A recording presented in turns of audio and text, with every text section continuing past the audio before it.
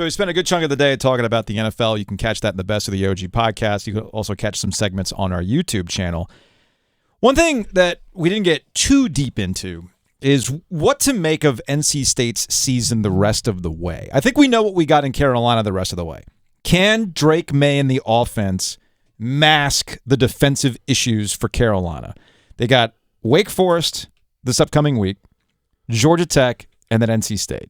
I think it's going to be a track meet between the Demon Deacons and the Tar Heels. I think the Tar Heels can pull that out in another close one, like all the other games this year have been close ones. You know, you look at the Duke-Carolina game, right? That ended up being a little bit of a track meet at the end.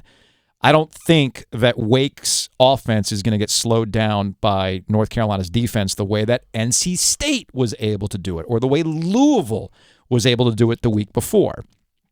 That's Carolina's big issue is defense. State's intriguing now because the defense did the thing again against the Demon Deacons on Saturday's win. But now they look like they can play some complementary football. And as much as we can bang on NC State's coaching staff for playing not to lose for a good chunk of this year, including when they had Devin Leary, you give them credit when they actually do the thing that we've been screaming for them to do. The offense was much more aggressive, more shots down the field. Keon Lassane made some really great plays unexpectedly. Let's not act like he's had this accomplished career at NC State. He really showed out though on Saturday night in that 30-21 win over Wake Forest. Then you had a couple penalties that Thayer Thomas was able to draw. The execution also by NC State's offense.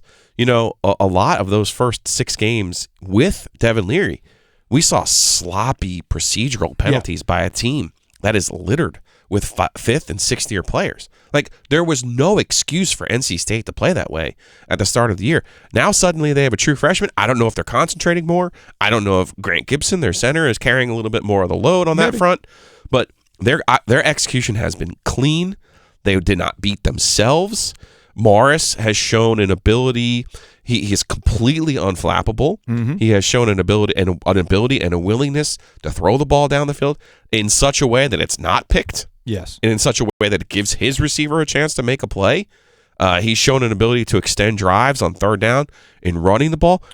Let's be clear here. That third quarter drive, by the way, that took like 7 minutes, where they had, 3 third down conversions, I think, on that drive? That was excellent. Not to go full X and O football guy on you right now, but if you're going to run the read option, do you know what's really helpful? If your quarterback can contribute yes. on the read option. Yes. And you go back to Jacoby Brissett, we saw this with NC State. It was a different offense. Mm-hmm. I'm not knocking Ryan Finley. I'm not knocking Devin Leary that they are traditional quarterbacks. But if you're going to run the read, it certainly helps when the quarterback is a threat.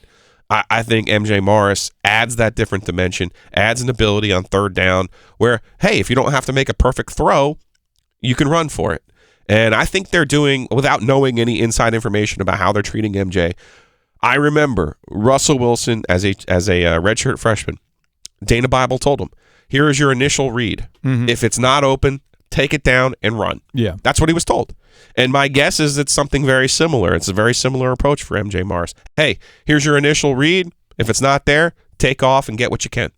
And you know what? He's not making mistakes. The defense played outstanding. Like Drake Thomas, Isaiah Moore really showed out.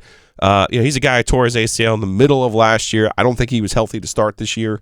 I don't think there's any question now that he's getting a little bit of his pep back in his step. The defense has been great throughout the entire year. There's been pockets. There have been some pockets, but this is a classic case of just like there's a reliance on Carolina's offense to go score every play. Yeah. Sometimes there's an over-reliance on NC State's defense. They've asked them to be perfect. They've asked them to be perfect, and they can't be. So that I give NC State's defense some slack in the same way that I give Carolina's offense slack. Sure.